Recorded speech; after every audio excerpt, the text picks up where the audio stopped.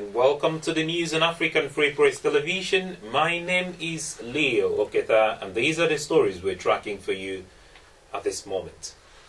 President Muhammadu Buhari on Tuesday night ordered the arrest of the former National Security Advisor, retired Colonel Sambo Dasuki, on the occasion of siphoning billions of dollars earmarked for armed purchases. In ordering the arrest, President Buhari assumed that the actions of the former NSA brought the nation to international ridicule, as the failure to procure the arms incapacitated the military in the face of the insurgency orchestrated by the Boko Haram sect. The order was also extended to several others who were said to be found culpable in the saga.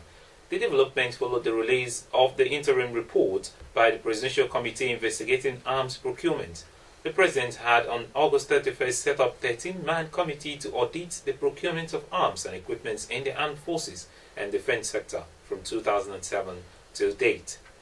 A statement by the Special Advisor to the President on Media and Publicity, Mr. Femi Adesina, stated that Dasuki expended $2,193,815 on arms, a figure he said did not include grants received by the Police and Department of State Services, the SS, from state governments.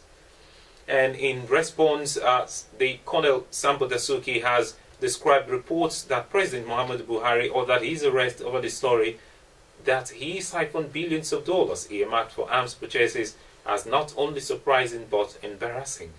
According to Dasuki, the 13-man panel set up by Buhari to audit the procurement of arms and equipment in the armed forces and defense sector from 2007 to date never invited him formally or informally to appear before it, questioning why the panel came up with the interim report without hearing from him.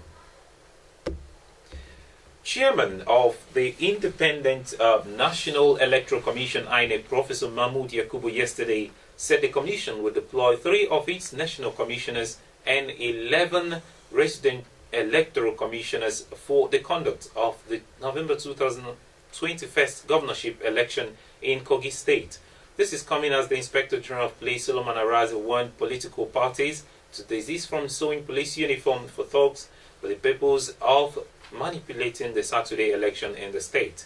The duo disclosed this in Lokoja while speaking at the governorship election stakeholders forum.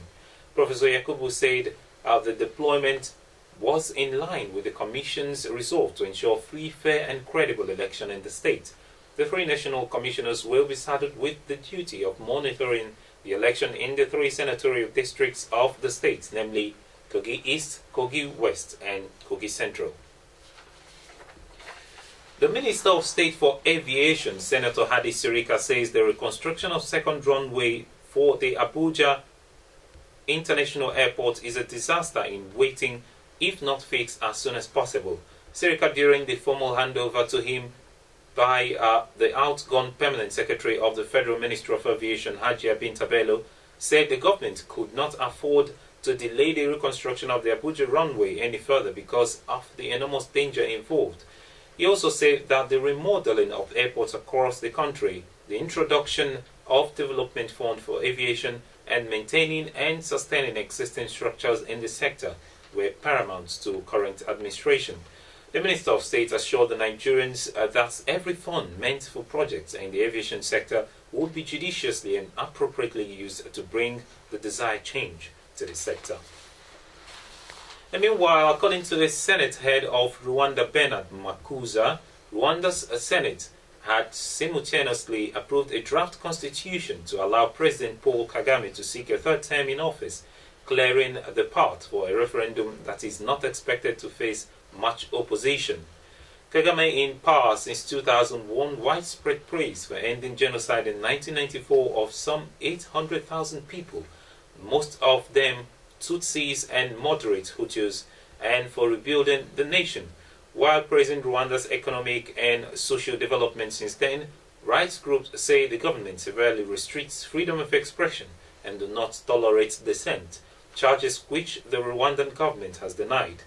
Kagame is the latest long-serving ruler in Africa to attempt to extend his hold on power. Similar moves have already sparked violence and instability in Burundi and Congo Republic. So far, there has been no unrest in Rwanda.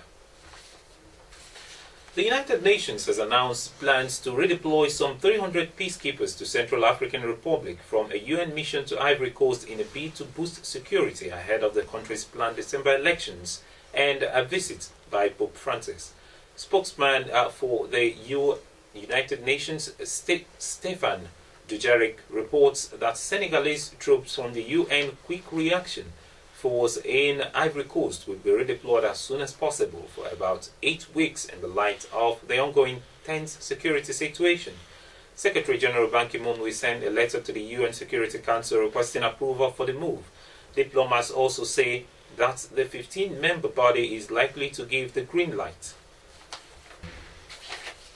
And in sports, the former Director General of National Sports Commission (NSC), Patrick Ekeji, has advised against conferment of national honours on members of the victorious Eaglets.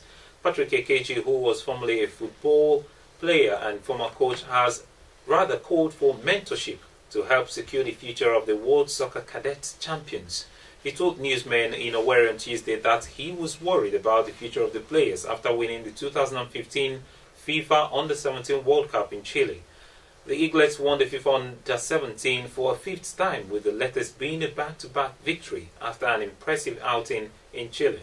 Mr. Ekeji said that government should rather secure the future of the players through mentorship rather than awarding them the national honours.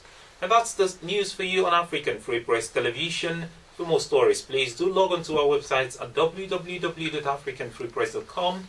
Follow us on Twitter at African Free Press, like our Facebook page at African Free Press, and subscribe to our YouTube channel at African Free Press. From me, Leo Oketa, and the whole team in the studio, it's a very good evening to you. Do enjoy the rest of your night.